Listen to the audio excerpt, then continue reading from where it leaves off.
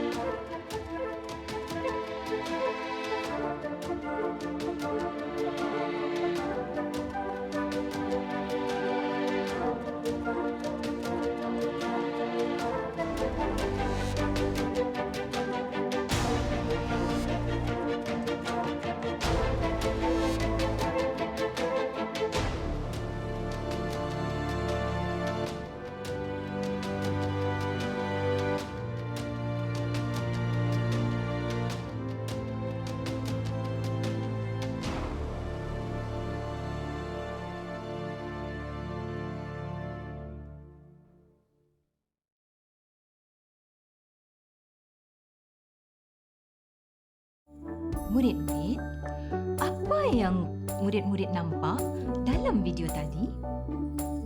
Ya, itu adalah gambaran hari kiamat. Jika kita lihat gambaran sahaja, sudah cukup menggerunkan. Ini kan pula hari kiamat yang sebenar. Ya Allah, semoga kita semua bersedia. Perkara tersebut Allah SWT telah nyatakan dalam surah Al-Zalzalah. Baiklah murid-murid sekalian, hari ini kita akan belajar tentang kefahaman surah Al-Zalzalah. Sebelum kita meneruskan pembelajaran pada hari ini, Ustazah nak murid-murid sediakan dahulu buku tulis dan pen untuk membuat catatan dan nota tentang topik kita pada hari ini. Sekiranya murid-murid mempunyai buku teks Pendidikan Islam tahun 5, bolehlah merujuk muka surat 25. Bagi murid-murid yang mempunyai buku rujukan pula, sila lihat tajuk ayat kefahaman surah Al-Zalzalah ya. Baiklah, sekarang mari kita lihat dahulu apakah objektif pembelajaran yang sepatutnya murid-murid perolehi dari pembelajaran pada hari ini? Objektif pembelajaran yang pertama, murid-murid diharapkan dapat menyatakan pengenalan surah Al-Zalzalah dengan betul. Kedua, murid-murid dapat menyatakan peristiwa hari kiamat serta pembalasan terhadap manusia setimpal dengan perbuatan mereka di dunia. Ketiga, murid-murid dapat menjelaskan pengajaran dan tuntutan yang terdapat dalam surah dengan betul. Keempat, murid-murid dapat mencadangkan amalan-amalan yang boleh dilakukan sebagai persediaan menghadapi hari kebangkitan, iaitu hari kiamat. Baiklah murid-murid, cuba kita lihat gambar-gambar ini. Ini merupakan tanda-tanda kecil hari kiamat untuk dijadikan pengajaran kepada kita semua. Jika kita lihat, tanda-tanda kecil ini sudah pun menggerunkan kita. Bagaimanalah agaknya kejadian hari kiamat yang sebenar? Pastilah sedahsyat-dahsyatnya.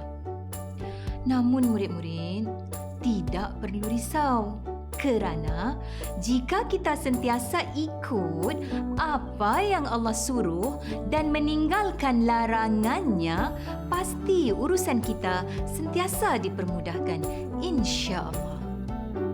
Murid-murid, sebelum kita melihat pengenalan surah Al-Zalzalah, marilah kita sama-sama mendengar dan mengikuti bacaan surah Al-Zalzalah dari video yang akan dipaparkan. A'udzu billahi minasy syaithanir rajim. Bismillahirrahmanirrahim. Idza zulzilatil ardu zilzalaha wa akhrajatil ardu athqalaha وقال الإنسان ما لها يومئذ تحدث أخبارها بأن ربك أوحى لها يومئذ يصدر الناس أشتاتا ليروا أعمالهم فمن يعمل مثقال ذرة خيرا يره ومن يعمل مثقال ذرة شرا يره. Alhamdulillah. Tahniah murid-murid dapat membacanya dengan baik. Surah Al-Zalzalah merupakan salah satu surah yang menceritakan tentang kehancuran pada hari kiamat. Murid-murid selalu dengar bukan tentang hari kiamat? Bagi orang yang beriman, mereka sentiasa bersedia menunggu hari kiamat berlaku. Manakala bagi mereka yang lalai, mereka sentiasa takut menunggu hari kiamat kerana mereka belum bersedia untuk menghadapinya. Baiklah, kita teruskan lagi pembelajaran kita pada hari ini dengan melihat pengenalan surah Al-Zalzalah. Murid-murid dah bersedia ke? Alhamdulillah, sentiasa bersemangat untuk belajar. Tahniah murid-murid. Pengenalan surah Al-Zalzalah ialah: pertama, surah Al-Zalzalah ini mengambil sempena nama salah satu daripada nama-nama hari kiamat. Ayat-ayat yang terkandung di dalamnya menceritakan tentang bumi yang akan digegarkan dengan sedahsyat-dahsyatnya apabila berlaku hari kiamat. Kedua, Surah ini merupakan surah ke-99 dalam Al-Quran. Ketiga, surah ini diturunkan di Madinah. Oleh itu, ia dikenali sebagai ayat Madaniyah. Keempat, surah ini mengandungi 8 ayat. Macam mana murid-murid? Boleh faham tidak dengan pengenalan surah ini? Ustazah percaya semua murid dapat memahaminya dengan baik, bukan? Baiklah, sekarang kita teruskan dengan erti ayat dari surah Al-Zalzalah.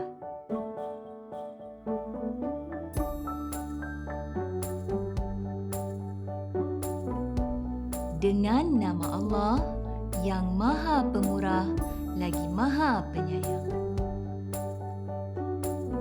Ayat pertama.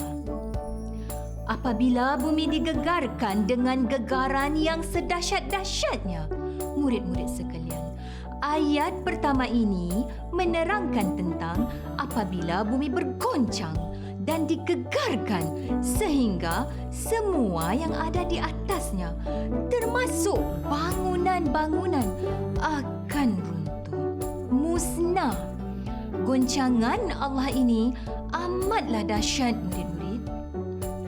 Tiada yang sedahsyat ini sebelum dan selepas daripada itu. Setiap penjuru bumi merasa gegaran ini. Daripada itu, manusia terhuyung-hayang seperti dalam keadaan mabuk. Mereka berusaha mencari tempat bertaut. Namun, pada ketika itu, tiada apa yang teguh. Gunung ganang, bukit bukau, turut berterbangan, hancur dan tiada satu pun yang kekal. Ayat kedua. Serta bumi itu mengeluarkan segala isi. Murid-murid, apabila malaikat Israfil meniup sangkakala kedua, maka bumi mengeluarkan segala isinya. Ayat ketiga. Dan katakanlah manusia dengan perasaan gerun, apa yang sudah terjadi kepada bumi? Murid-murid yang Ustazah sayangi, ketika ini manusia terpinga-pinga dan bingung. Mereka menjadi takut dengan apa yang mereka tak pernah lalui sebelum ini. Kejadian gempa bumi, puting beliung, tsunami yang mereka lihat sebelum ini amat berlainan sekali dengan kejadian hari kiamat, kerana ianya amatlah dahsyat yang tidak dapat terfikir oleh akal. Tetapi murid-murid, bagi orang-orang yang beriman, mereka pula tahu dan berkata, inilah janji Allah. Masanya telah tiba, iaitu hari pembalasan. Best kan murid-murid? Jadi orang beriman? Murid-murid tak nak menjadi insan soleh dan soleha? Mestilah nak kan? Jadi, bagaimana caranya? Caranya senang sahaja. Sentiasa melakukan kebaikan dan tinggalkan segala larangannya. InsyaAllah, kita adalah insan yang sentiasa bersedia dengan hari akhirat. Mudah-mudahan. Amin. Ayat keempat. Pada hari itu, bumi pun menceritakan kabar beritanya. Murid-murid, ayat keempat ini menerangkan tentang keadaan yang akan berlaku pada hari akhirat nanti. Bumi akan mendedahkan segala rahsia perbuatan manusia. Bumi ini akan akan menjadi saksi segala perbuatan manusia, sama ada perbuatan baik atau perbuatan jahat. Ayat kelima. Bahawa Tuhanmu telah memerintahkannya. Murid-murid, siapa yang menjadikan alam ini? Bagus. Allah Ta'ala lah yang menjadikan alam ini. Jadi, Allah menjadikan alam dan Allah jualah yang akan menghancurkannya. Semua ini adalah perintah dari Allah. Bumi juga merupakan makhluk Allah yang taat kepada Allah. Ayat ke-6. Pada hari itu, manusia akan keluar berselerak dari kubur masing-masing untuk diperlihatkan kepada mereka balasan, yakni amal-amal mereka. Pada hari akhirat nanti, kita semua akan dihimpunkan di padang mahsyar. Ketika itu, murid-murid, kita akan berasa takut, gerun, resah untuk menanti amalan kita. Ayat ke-7. Maka, sesiapa yang berbuat kebajikan seberat zarah, nescaya akan dilihatnya dalam buku amalannya. Ayat ke-8. Dan sesiapa yang berbuat kejahatan sebesar zarah, nescaya akan dilihatkannya, yakni dalam buku amalannya. Ayat ke-7 dan ke-8 pula menceritakan tentang amalan baik dan amalan buruk yang kita lakukan akan dihisap walaupun sebesar zarah. Dengan itu, murid-murid, setiap amalan yang kita lakukan, walaupun sekecil mana, akan mendapat ganjaran. Janganlah kita meremehkan amalan yang kecil. Ini kerana amalan yang kecil ini, jika diterima oleh Allah, akan mendapat ganjaran yang besar. Janganlah takut untuk melakukan kebaikan. Sentiasa tanam dalam diri kita bahawa Allah sentiasa melihat apa yang kita lakukan. Sekarang, mari kita teruskan dengan pengajaran yang kita dapat daripada surah Al-Zalzalah ini. Pertama, beriman, yakni percaya dengan yakin dengan hari kiamat. Murid-murid, perkara utama dalam kehidupan kita adalah keimanan kita, yakni kepercayaan kita kepada Allah Ta'ala. Beriman dan yakin bahawa hari kiamat itu pasti akan terjadi. Beriman kepada hari kiamat merupakan salah satu daripada rukun iman. Kita tahu bahawa kiamat pasti berlaku. Persoalannya, adakah kita bersedia menghadapinya? Kedua, setiap amalan baik akan dihitung walaupun sebesar zarah. Murid-murid, berbuatlah baik setiap masa dan tinggalkan segala larangan Allah Subhanahu Wa Taala. Ini kerana setiap perkara yang kita lakukan akan dihisap, dikira oleh Allah Subhanahu Wa Taala. Walaupun perkara yang sangat-sangat kecil di mata manusia, tetapi besar ganjarannya. Dengan ini, janganlah kita bimbang, jika kebaikan yang kita lakukan di dunia ini tidak dipandang oleh orang lain. Ini kerana malaikat sentiasa mencatat dan Allah sentiasa melihat kebaikan yang kita lakukan. Ketiga, menjauhi perkara buruk walaupun sebesar zarah. Murid-murid sekalian, ingatlah setiap kejahatan yang kita lakukan pasti akan dapat balasan.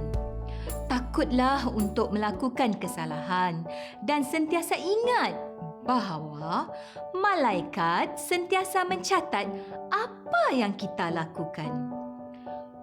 Apabila melakukan sesuatu perkara, kita perlu berhati-hati dalam setiap tindakan. Berfikirlah dahulu sebelum bertindak. Bak kata pepatah, buat baik berpada-pada, buat jahat jangan sekali. Saidina Ali berpesan kepada kita, fikir itu pelita hati.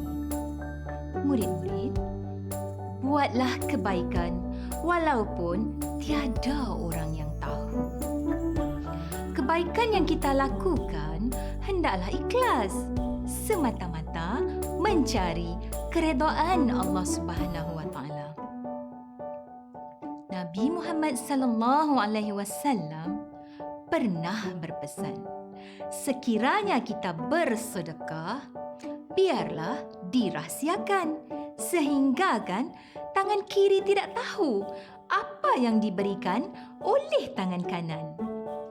Jika kita menghulurkan bantuan, biarlah dari hati yang ikhlas dan bukan untuk mendapat nama.